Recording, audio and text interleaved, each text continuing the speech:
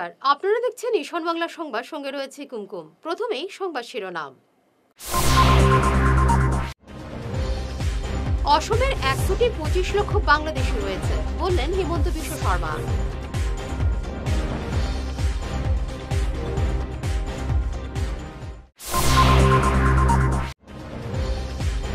অমৃত বৃক্ষ, কাছাড়ে 1,12,000 গাছের চারা রোপণের লক্ষ্যমাত্রা।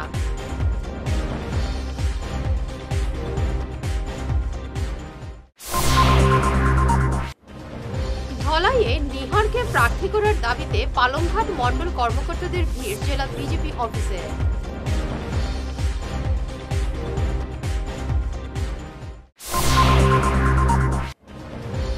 আধার কার্ডে তথ্য সংগ্রহের সময়সীমা আরো 7 দিন বাড়ল।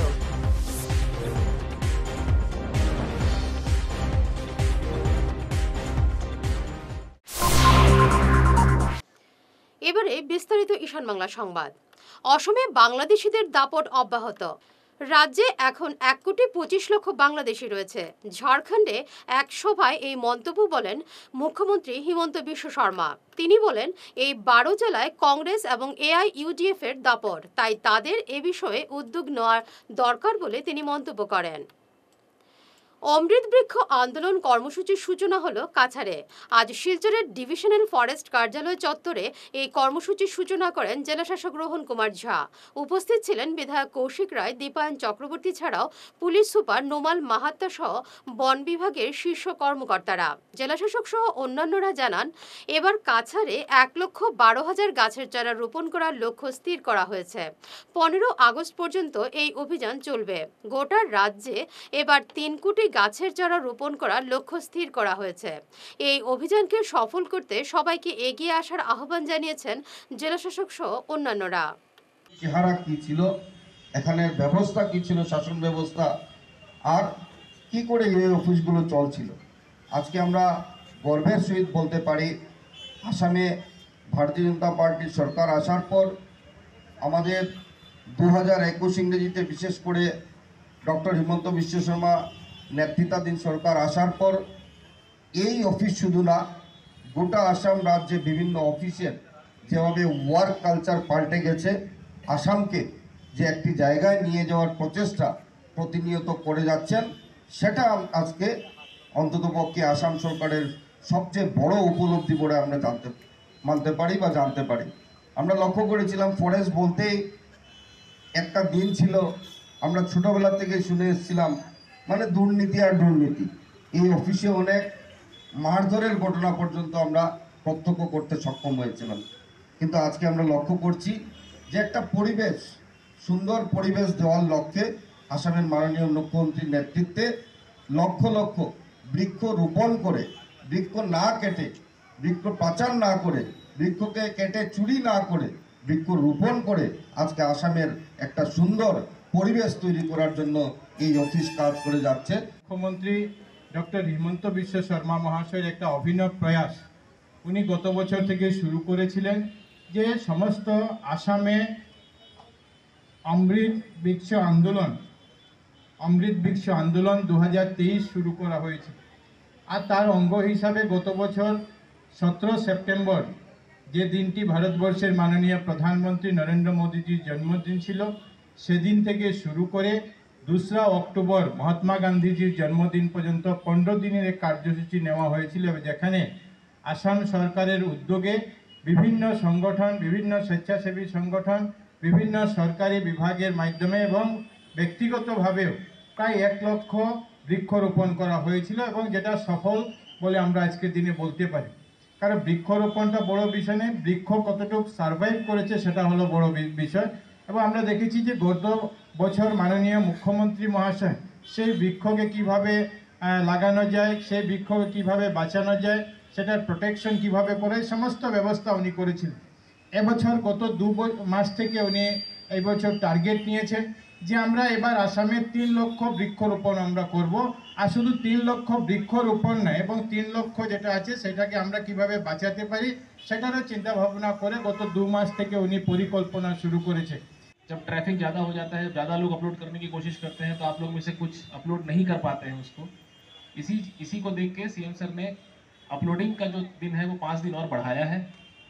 आज से शुरू होकर 15 तारीख तक हम लोग अपने SHGs को, स्कूल्स को, डिस्ट्रिक्ट पुलिस को, थाना को, एयरफोर्स, आर्मी, असम राइफल्स, सबको हम लोग पुली बांटेंगे। आप लोग सबसे अनुरोध है कि इस पुली का प्रोटेक्शन करें। और इस बार जो एक नया चीज़ जो CM सर ने बोला वो ये बोला कि लास्ट ईयर हम लोगों ने सारे इंस्टीट्यूशंस को दिया था, हमने सारे सरकारी अनुष्ठानों को दिया, SHGs को दिया। इस बार अगर कोई भी NGO या फिर कोई भी प्राइवेट बॉडी जो इंटरेस्टेड है पेड़ लगाने में, तो वो भी आगे बढ़ के आ सकते हैं। इस बार का और पिछली बार का चेंज यही होगा कि इस बार हम लोग ज़्यादा नॉन गवर्नमेंट ऑर्गेनाइजेशंस को इसमें इंक्लूड करना चाहते हैं। पिछली बार हम लोगों ने 4,55,000 पुली लगाए थे, इस बार हमारा टारगेट 1,12,000 का है। पिछली बार असम राज्य ने 1 करोड़ पुली लगाए थे, इस बार असम राज्य का टारगेट 3 करोड़ पुली का है। पेड़ से क्या फ़ायदा है ये आप लोग सबको पता ही है, हम लोग सबको ये पता है कि एनवायरनमेंट आज के डेट में कोई अनअवेयर नहीं है। कोई আধার কার্ডের আবেদনের সময়সীমা আরও 7 দিন বাড়ানো হলো কাছাড়ে। আজ এমনই জানিয়েছেন অতিরিক্ত জেলাশাসক ধ্রুবজ্যোতি হাজরিকা। তিনি জানান জেলার প্রতিটি সার্কেল এবং জিপি অফিসে আধার কার্ডের জন্য আবেদন করা যাবে। আমার যত সার্কেলগুলো আছে, যত বিডিও ব্লক অফিস আছে আমার, আর ইদানিং আমাদের যত পঞ্চায়েত সেক্রেটারিগুলো আছে, আমি সকলকে আমি এটা জিজ্ঞাসা করে দিছে, এটা আমি ডিক্লেয়ারও করে দিছে, জানানি দিয়ে দিছে।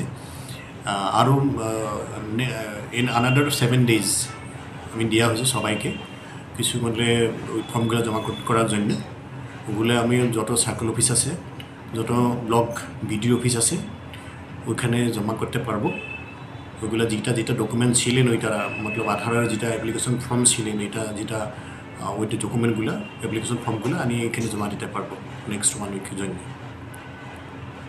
যেটা প্রবলেম আছে আমি এটা খাতিয়ে দেখবো একটু। আমি যেটা যে মানুষগুলোর আধার হচ্ছে না ওইগুলো মানুষের আমি বলেছিলে কি ওইগুলোর ফর্ম অ্যাপ্লিকেশনগুলো জমা করব। যেটা অসুবিধা পাই আছে আমি একটু খাতিয়ে একটু দেখবো। আমি এটা ডাটা বানাই আমি বিহেভিয়ার ব্যবস্থার জন্য আমি পাঠাইব। সব সার্কেল অফিসারগুলোকে আমি একটা নোটিফিকেশন করে দিছে। আমার যতগুলো সার্কেল অফিস আছে, যত বিডিও অফিস আছে, সবাইতে ওগুলোর ফর্মটা রাখা হবো যার আধার হয়েছে না কিছু সমস্যার জন্য। ধলাই উপনির্বাচনে কাছাড় জেলা তফসিলি বোর্ডের চেয়ারম্যান নিহারকান্তি দাসকে বিজেপি টিকিট দেওয়ার জোরদার দাবি উঠল পালংঘাট মণ্ডল থেকে। মণ্ডলের 8টি শাখার কর্মকর্তা এবং কর্মীরা এই দাবি জানিয়ে একটি আবেদনপত্র জমা দিলেন বিজেপি জেলা সভাপতি বিমলেন্দু রায়ের কাছে। তারা জানান তারা ধলাই আসনে শিলচর মহকুমা তফসিলি বোর্ডের চেয়ারম্যান নিহার রঞ্জন দাসকে প্রার্থী হিসেবে চান। নিহারকে প্রার্থী করা হলে এই আসনে জয় সুনিশ্চিত হবে বলে তারা মনে করেন। কয়েকশো বিজেপি সমর্থক এদিন নিহার রঞ্জনের সমর্থনে জেলা কার্যালয়ে আসেন। অসমের বিশিষ্ট স্বাধীনতা সংগ্রামী দেশভক্ত তরুণরাম ফুকনের জীবন নিয়ে রাজ্য স্তরের স্কুল পর্যায়ে রচনা প্রতিযোগিতায় এ ক্যাটাগরিতে প্রথম স্থান পেয়েছে শিলচরের সরকারি বালিকা বহুমুখী বিদ্যালয়ের ছাত্রী রাজলক্ষ্মী বণিক। তার এই কৃতিত্ব কাছাড় জেলার জন্য গর্বের বিষয়। গুয়াহাটিতে এক অনুষ্ঠানে রাজলক্ষ্মী বণিকের হাতে এই পুরস্কার তুলে দেন রাজ্যের জল সম্পদ এবং তথ্য জনসংযোগ মন্ত্রী পীযূষ হাজরিকা। তাকে প্রশংসাপত্র এবং 50,000 টাকা দিয়ে সম্মানিত করা হয়। গত 28 জুলাই দেশভক্তি দিবসে এই পুরস্কার দেওয়া হয়। রাজলক্ষ্মী জানান বাবা রাজু বণিক এবং মা সুপ্তা বণিক তাকে এই বিষয়ে অনুপ্রেরণা দিয়েছেন। স্নাতক স্তরে ভর্তি ফি বৃদ্ধির প্রতিবাদে আজ কাঠিগড়া সার্কেল কার্যালয়ে ধর্নায় বসল NSUI। কাঠিগড়া চৌরঙ্গি থেকে প্রতিবাদ মিছিল করে বিক্ষুব্ধ পড়ুয়ারা সার্কেল অফিসে গিয়ে ধর্নায় বসেন। বর্ধিত কলেজ ফি প্রত্যাহার না হলে আন্দোলন চালিয়ে যাওয়ার হুমকি দিয়েছেন ছাত্র সংগঠনের কর্মকর্তারা। কাঠিগড়া সার্কেল অফিসে আমরা ধর্নায় বসেছি। আপনারা দেখেছেন আসাম সরকার এবং শিক্ষামন্ত্রী যেভাবে ছাত্রছাত্রীদের ফিস বৃদ্ধি করেছে, অনেক ছাত্রছাত্রীরা পড়া থেকে বঞ্চিত হতে হচ্ছে। আমরা আসাম সরকার এবং রণজিৎ স্যারকে আমরা অনুরোধ করছি অতিসত্বরে ফিস যে বৃদ্ধি করেছে এটা কমানোর জন্য এবং তাদেরকে পড়াশোনার সুযোগ করে দেওয়ার জন্য। বিগত কয়েকদিন থেকে লাগাতার প্রোটেস্ট করছি, লাগাতার ধর্ণা দিচ্ছি এবং এই ধর্ণার মূল কারণ হলো আগে যেটা ফিস ছিল 4,000, এখন সেটা বেড়ে 7,180 হয়েছে। মানে মোটামুটি অ্যাডমিশন নিতে তোমার 8,000 টাকা লাগবে। আমাদের আসাম রাজ্যে বেশিরভাগ লো মিডল ক্লাস ফ্যামিলি স্টুডেন্ট পড়াশোনা করছে। এই পড়াশোনা করতে অনেক কষ্টকর হবে এই 8,000 টাকা একসাথে কিভাবে একজন গার্জিয়ান ম্যানেজ করে দিবে। সবাই তো পড়াশোনা করতে চাইছে, তাই আমরা আসাম সরকারের চিফ মিনিস্টার এবং এডুকেশন মিনিস্টারকে অনুরোধ করছি আগের যে ফিস ছিল সেটি নেওয়ার জন্য। যত সময় পর্যন্ত এটি আগের ফিস নেওয়া হবে না ততক্ষণ আমরা প্রটেস্ট চালিয়ে যাবো। আমাদের আপনারা কোন সংগঠন থেকে এসেছেন? আমরা এনএসইউআই এবং জেনারেল স্টুডেন্ট মিলে প্রতিবাদ করছি। আচ্ছা, এখানে কোন কোন কলেজের স্টুডেন্টরা আছে? এখানে ওয়েস্টপুর NC college, west Silchar college, Kalain SR college, আরো বিভিন্ন কলেজ থেকে এসেছে। এখানে ছাত্রছাত্রীদের সুবিধার জন্য ফিস কমানো হয়। এবং আরেকটি কথা বলতে চাই যে আসাম ইউনিভার্সিটি এমন একটি জায়গায় গিয়েছে, এমনভাবে পেপার চেক করে যে ছাত্রছাত্রীরা তাদের আকাঙ্ক্ষা নিয়ে যে পরীক্ষায় বসে তারা এটা কনফার্ম থাকে, ফাইনাল থাকে যে তারা স্টার মার্ক পাবে, কিন্তু ব্যাক লেগে যায়। এই দিকে মুখ্যমন্ত্রীকে লক্ষ্য করার জন্য অনুরোধ করছি। বিশেষ করে আমাদের রিসেন্ট এক্সাম হয়েছে সেকেন্ড সেমিস্টারের, তার আগে হয়েছিল ফার্স্ট সেমিস্টারের এক্সাম। আমরা এত প্রিপারেশন নিয়ে এক্সাম দিয়েছিলাম যেটা আমরা টোটালি ফুল পেপার একদম লিখে দিয়েছি।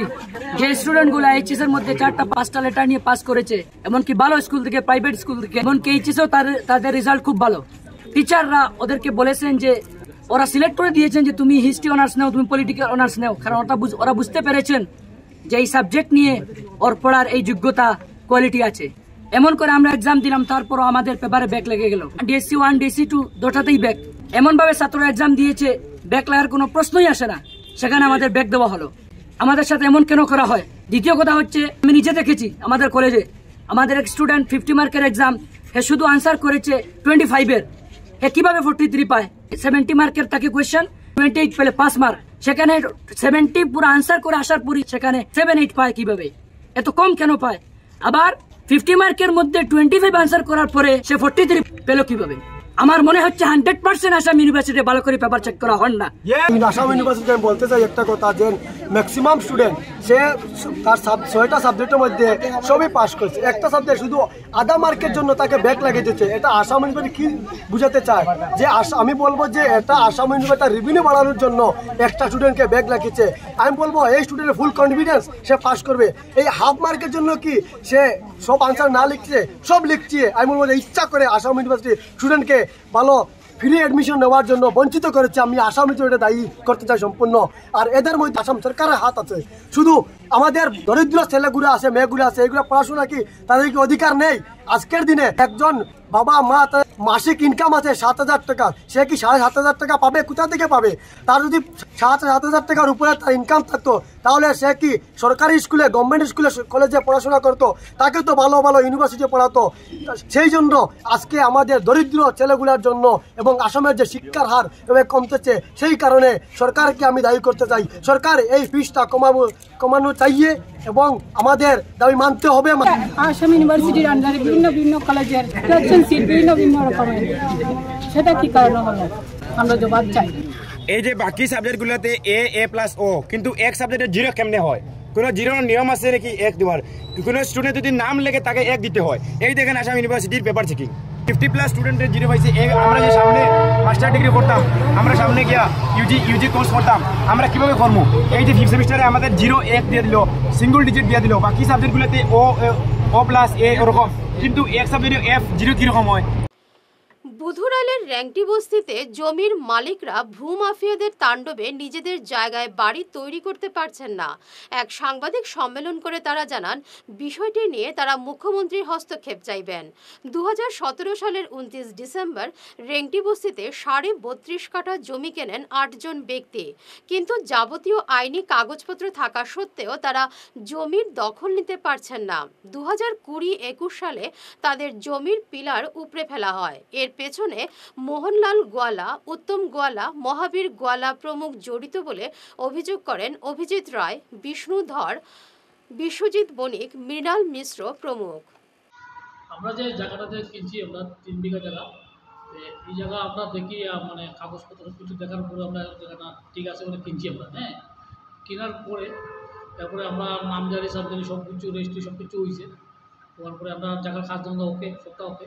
কিন্তু 2021 থেকে এই জায়গাগুলোর নিয়ে মানে কিছু মাফিয়া আছে, তারা একটু আয়া উল্টাপাল্টা করে তারপরে গেলে পরে আমাদের জায়গায় তোমাদের কোথায় এইরকম বলছে। তারপরে আমরা আইনের চেষ্টা লুছি। আইনের চেষ্টা লোয়ার পরও দেখা যায় তারা পিলার দিলা, পুলিশ যাওয়ার পরে পিলার আসতো না, পুলিশ যাওয়ার পরে এটা নতুন করে আবার পিলার দেওয়া হয়ে গেছে। তারপরে দেখা গেছে এখানে গেছে আমরা পিলারটা ভাঙিয়ে নতুন পিলার দেওয়া হয়েছে। তারপরে গেছে তারা ডেভেলপমেন্ট থেকে পারমিশন ব্যয় করলাম, কিছু পাটোয়ারির লোক মিলিয়া তারা কাগজগুলো ব্যয় করলাম, ডুপ্লিকেট কাগজ ব্যয় করলাম। আমরা নামজারির এরপরে জায়গার খাজনা সব কিছুই আমরা ওকে, তারপরে এইগুলোর মধ্যেও তারা এইগুলা করিলাম। আমরা এইগুলো করার পরও আমরা তারা বাধা দিছি যে এইগুলা কেন করা, তারা বলছে আমরার জায়গা এই সে কাগজে দেখায় না, ঠিক আছে। তারপর আমরা মালিক পার্টি আমরা আসে, আমার সঙ্গে আসে, তারপরে তারা মালিক পার্টি দেখার পরে যদি বুঝছো না আমরা আইনের সাহায্য লইতে বাধ্য। এক নম্বর হলো মোহনলাল গোয়ালা, সন অফ শিবলাল গোয়ালা। 2 নম্বর হলো মোহন কিশোর গোয়ালা, সন অফ মণিলাল গোয়ালা। 3 নম্বর হলো মহাবীর গোয়ালা, সন অফ পল্টু গোয়ালা। 4 নম্বর হলো উত্তম গোয়ালা, সন অফ ছোটলাল গোয়ালা। সবই তারা যে আপনারা জমিনের কি নামজারি আছে? নামজারি আছে, আমাদের সব কিছুই আছে, আমাদের খাজনা দেওয়াও আছে, তারপরে আমাদের ল্যান্ড পজিশন সার্টিফিকেট আছে, ল্যান্ড পজিশন সার্টিফিকেট সব কিছুই আছে। সব কিছু থাকার পরেও আপনারা জমিন বেদখল করছে ওরা। প্রশাসনের সঙ্গে আপনারা কি দেখা করছেন, সেটেলমেন্ট অফিসারের সঙ্গে? বা হ্যাঁ, প্রশাসনের সঙ্গে আপনারা দেখা করেন, অবজেকশনও আমাদের দেওয়া আছে, ডিটেল অবজেকশন কপি এই যে আমাদের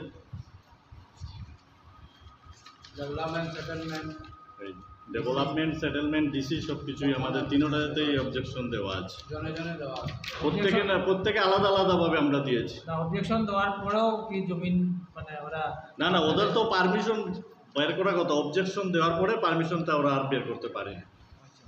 পারমিশন বার করার চেষ্টা আছে, ওরা চেষ্টা কি বাউন্ডারি দিয়েছেন না? আমরা পিলার তো প্রথমে দেওয়া ছিল আমাদের সব কিছু, তারপরে ওরা তো দুষ্কৃতীরা উঠিয়ে নিয়েছে তো এগুলা সব কিছু, তারপর আবার দিয়েছি, আবার উঠে বারবারই ওরা ওইগুলা এরপরে আমরা বাধ্য হয়ে আমরা কেস করেছি। এবারে নিচ্ছি সামান্য একটি বিরতি, সঙ্গে থাকুন। সোনার সংসার জুয়েলার্স, সোনা মানেই সোনার সংসার। আমাদের এখানে রয়েছে চূড়, বালা, ব্যাঙ্গল, মান্তাসা, চেইন, রিং, চুড়ি। 50,000 টাকার সোনার গহনা কেনাকাটা করলে রয়েছে একটি নিশ্চিত উপহার। 5 লক্ষ টাকার ওপরে কেনাকাটা করলে একটি ডায়মন্ড রিং উপহার হিসেবে পাওয়া যাবে, উইথ 50% মেকিং অফ, অর্থাৎ মজুরি 50% ছাড় রয়েছে। ইএমআই সিস্টেমে সোনা পাওয়া যাবে, মাসিক কিস্তিতে সোনা কিনতে পাওয়া যাবে। 12 মাসের কিস্তি জমা দিলে 13 মাসের কিস্তি সম্পূর্ণ বিনামূল্যে। পুরনো সোনার বদলে নতুন সোনার গহনা পাওয়া যাবে। এছাড়াও আমাদের মধ্যে রয়েছে ডায়মন্ড রিং, গলার হার, মঙ্গলসূত্র। ন্যূনতম 50,000 টাকার বিয়ের সেট পাওয়া যায়। সব ধরনের আধুনিক গহনা পাওয়া যায়। তাই আর দেরি না করে চলে আসুন আমাদের সোনা সংসার জুয়েলার্স শোরুমে। আমাদের ঠিকানা NN দত্ত রোড, শিলচর 1। যোগাযোগের জন্য ল্যান্ডলাইন নাম্বার 03842260081, আমাদের মোবাইল নম্বর 9395163088 অথবা 9395178117।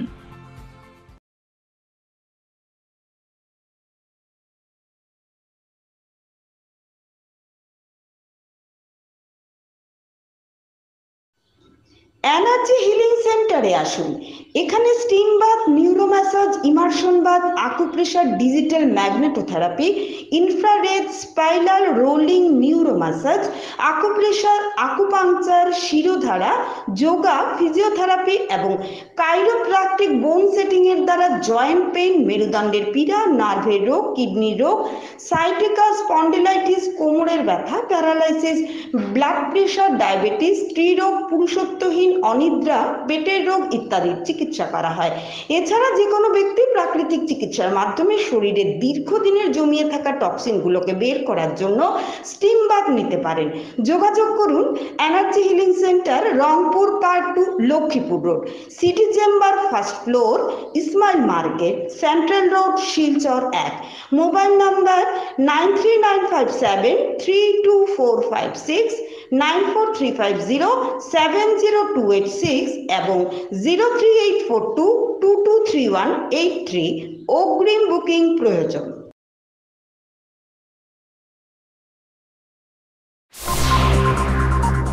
ফিরে এলাম বিরতির পর।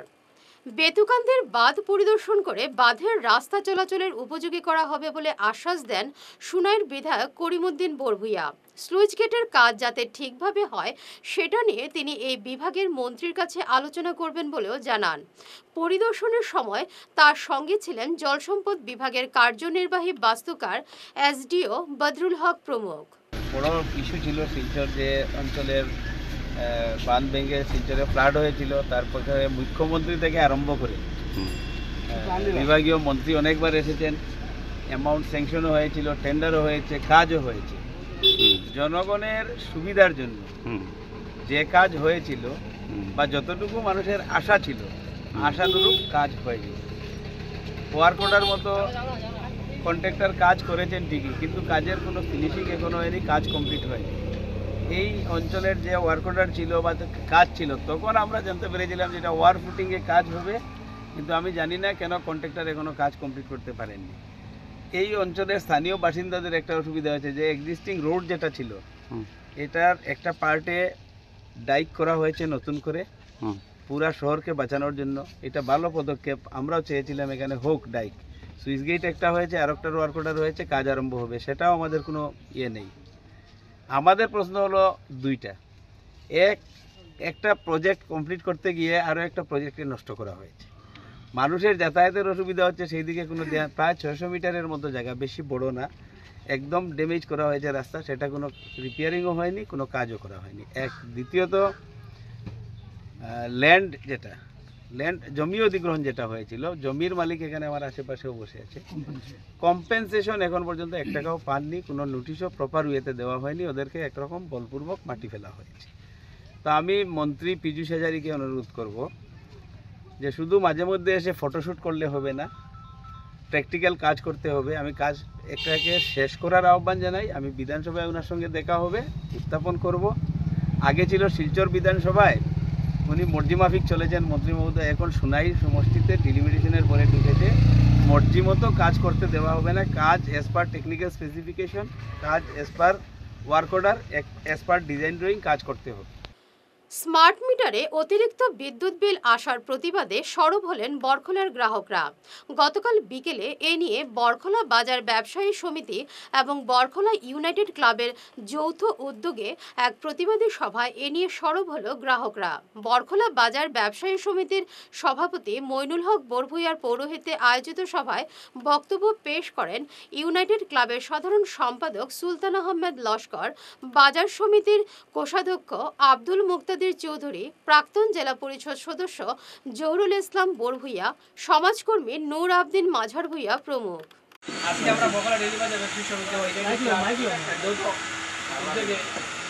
স্মার্ট মিটার অতিরিক্ত বিদ্যুৎ বিলের প্রতিবাদে এক সভা করেছি। সেই সভায় পত্র এলাকার সকল জনসাধারণ, ব্যবসায়ীবৃন্দ, বিশিষ্ট নাগরিকবৃন্দ সবাই উপস্থিত ছিলেন। সবাই মতামত দিয়েছেন যে অতিরিক্ত বিল আসছে, আমাদের যে আগের যে ম্যানুয়াল মিটার ছিল সেই মিটারের তুলনায় স্মার্ট মিটার অতিরিক্ত বিল আসছে। প্রায় 25 জন কনজিউমার বলছেন যে আগে আমাদের ঘরে যে করে ডোমেস্টিক লাইন ছিল 300 টাকা 400 টাকা, এখন তার ডাবল হয়েছে, 700-800 টাকা হয়েছে। আমি আমার ঘরেও সেই একই রকম হয়েছে।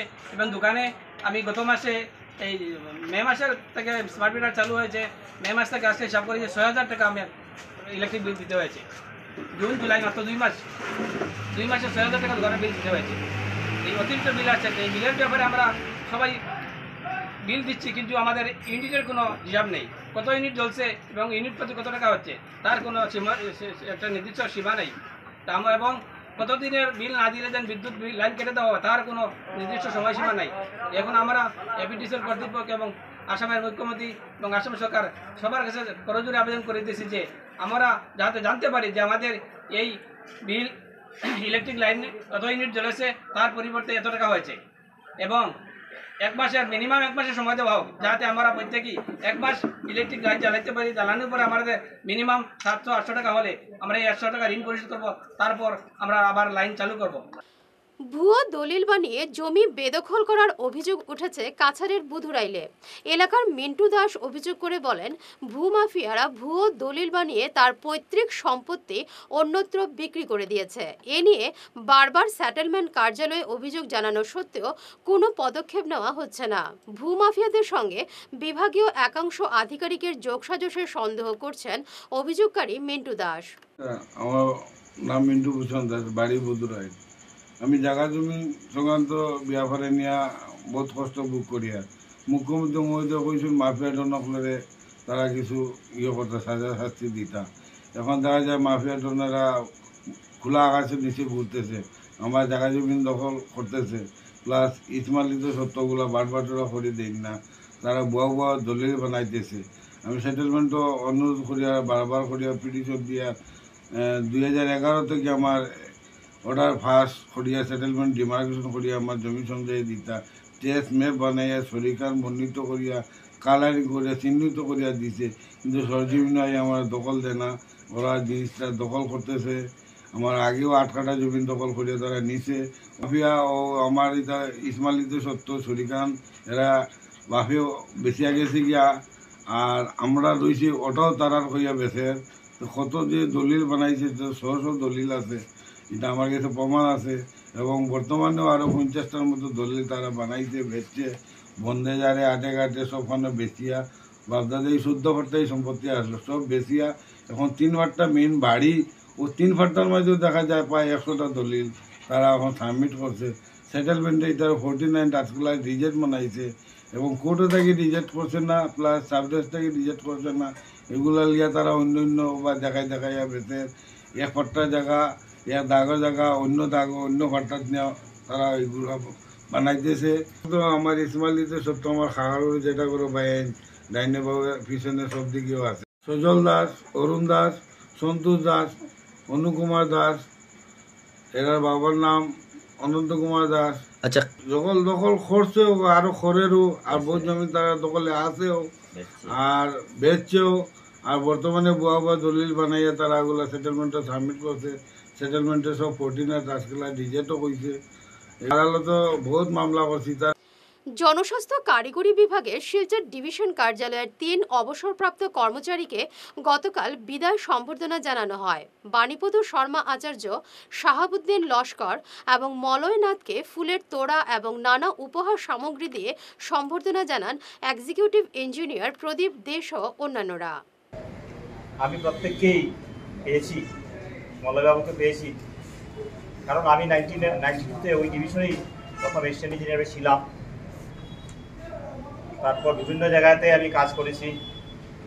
আমার এখানে এসে আবার এক্সিকিউটিভ ইঞ্জিনিয়ারের দায়িত্ব নিলাম। অ্যাকচুয়ালি আমাদের বাড়িতে মানে অফিসে জয়েন করার পর আমরা বাড়িতে বেশি সময় থাকি না, বাড়িতে শুধু ঘুমানোর জন্য রাত্রে যাই। বেশিরভাগ সময় কাটে আমাদের সেই অফিসে। এখানে আমাদের একের সাথে আরেকজনের আত্মীয়তা বোধ হয়, এবং সেটা অনেক দিন ধরে থাকে, মনে থাকে। আপনারা কর্মজীবনে বিভিন্ন জায়গায় কাজ করেছেন, বিভিন্ন ডিউটি পালন করেছেন, কারণ আপনারা জানেন ওয়াটার সাপ্লাই একটা ইমার্জেন্সি ডিউটি। বাড়ের সময় হোক বা যে কোনো ইমার্জেন্সি, যে কোনো সময় হোক, আপনাদেরকে আমরা সাথে পেয়েছি, কারণ সবের সমন্বয় ছাড়া একটা বিভাগ চলা সম্ভব নয়। বদরপুর মাছিমপুর জিপিতে ব্রেক থ্রু সায়েন্স সোসাইটির শিলচর চ্যাপ্টারের পক্ষে আজ এক বিনামূল্যে স্বাস্থ্য পরীক্ষা শিবিরের আয়োজন করা হয়। শিবিরে 180 জন রোগীর স্বাস্থ্য পরীক্ষা করেন বরখোলা স্বাস্থ্যকেন্দ্রের চিকিৎসকরা। সহযোগিতায় ছিলেন এই স্বাস্থ্যকেন্দ্রের স্বাস্থ্যকর্মীরা। উপস্থিত ছিলেন community health officer doctor Rezma Begum Laskar, doctor Abdul Mutlib Laskar, Phuleswar Teron সহ অন্যান্যরা। কালাইন উচ্চ মাধ্যমিক বিদ্যালয়ে 2 ঘন্টা অচেতন অবস্থায় পড়ে রইল এক ছাত্রী। অভিভাবক গিয়ে নিজের মেয়েকে উদ্ধার করে হাসপাতালে নিয়ে যান। প্রচণ্ড গরমে অসুস্থতা বোধ করলে ছাত্রী জয়া দাস ছুটি চাইলে তাকে শিক্ষক ছুটি দেননি বলে অভিযোগ। কিছুক্ষণ পর ছাত্রীটি অসুস্থ হয়ে পড়ে, অচেতন হয়ে বেঞ্চেই পড়ে যায়। ছুটির পর অন্য পড়ুয়ারা তার বাবা তরণ দাসকে খবর দিলে তিনি ছুটে এসে হাসপাতালে নিয়ে যান। স্কুলের অধ্যক্ষ সহ শিক্ষকরা এ ব্যাপারে এগিয়ে না আসায় ক্ষোভ দেখা দিয়েছে। নাম কি দাও? জয়া দাস। আচ্ছা, কি দাস আজকে কোথায় তুমি? আজকে আমি দুপুরে হাফ টাইমের সময় আমার শরীর কিতা করে আমি ইয়ে কইছি স্যার তারা কইছি ছুটি দেও, তারা দিছই না। এরপরে আমার লগরতা কইছেন বউ ওখানে, আমি বইছি। এরপরে হাফ টাইম পরে আবার কিতা হয়েছে 2টার সময়, তারপরে আর আমি জানি না। বুঝতে পারো না। ক্লাস কয়টা হয়েছে আজকে? 2টা। কিতা কিতা হয়েছে? বেঙ্গলি আর ইংলিশ। টিচাররা আইছিল না স্কুলে? টিচাররা আইছিল। ক্লাস হয়েছে না? না। আজকে কিতা তোমরা যে রুমের মধ্যে আসলে রুমে কিতা গরম বেশি আছিল? গরম বেশি, রোদ পড়ে বেশি। ছাত্র কতজন আইছিল আজকে স্কুলে? 14 জন আমরা ক্লাসে। 14 জন আইছিল? এ বি মিলাই 14 জন। তোমরা এটা কয়টার মতো আটকাই রাখা হয়েছে? কয়টার মতো ক্লাস হয়েছে মোটামুটি? আমি জানি না। কইতে পারো না? ও 2 পিরিয়ড তো হয়েছে তোমরা। আর এরপরে আর ফিট হয়ে গেছে, আর কইতে পারো না নি? আমারে কমসে কম তারা হইতো আছিল, গার্জিয়ানরে আমার ফোন নম্বর আছে, ফোনে ফোন করতে আছিল। তারা আমার বাচ্চারে আমি বইয়া আনি, তারা আগে পাঠাইতো না। আমি বাচ্চা স্কুলে পাঠাইছি, তারা গার্জিয়ান, আমি গার্জিয়ান। তোমার তো খবরও দিছে? আমার খবর দিচ্ছে না, বাচ্চারা গিয়া তারপরে আমার বাচ্চা নিয়ে। আমার বাচ্চা যদি আজকে কিছু দিয়েছে, মানে স্কুলের কোনো রেসপন্সিবিলিটি নাই? নাই। এলে খারে দুষ্টার আপনি? স্কুল কর্তৃপক্ষ তারারও তো, স্কুলের মাস্টার প্রিন্সিপাল তারা। আমি বেঞ্চিত ফালাই থাকবো, সব বাচ্চারা বারো যাই যার, আমি তাই উঠে টানিয়ে উঠে যাই। সে খবর দিছে না? খবর দিছে, বাচ্চাও তাই গিয়া কইছি। তাই লগর না? তাই লগর বাচ্চা কইটা গেছে ছুটির পরে। এরপরে তোমরা গেছো গিয়া দেখছো? কিতা গিয়া দেখছি তাই বেঞ্চিত ফালাই, তাই উঠেই আনি। আর আমি তখনও কেউ রেসপন্স দেন না। আমার রেসপন্স দেন না? না না। ডাক্তারে আবার পরে কইছে তো আরো আধা ঘন্টা পরে আনলে তাই মেডিকেল লইয়া যাওয়া লাগবে। খুব খারাপ হয়েছে না? খুব খারাপ। রেফার লেগে দিতে তো, রেফার লেগে। শেষ করার আগে বিশেষ ঈশান বাংলা সংবাদ আরো একবার।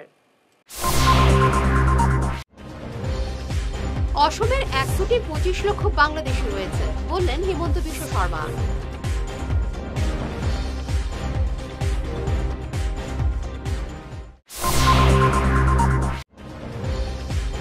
অমৃত বৃক্ষ কাছাড়ে 1,12,000 গাছের চারা রোপণের লক্ষ্যমাত্রা।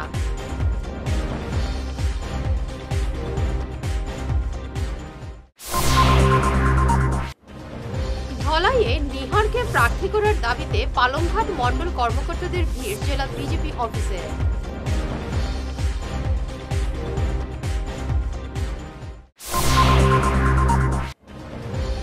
আধার কার্ডে তথ্য সংগ্রহের সময়সীমা আরো 7 দিন বাড়ল।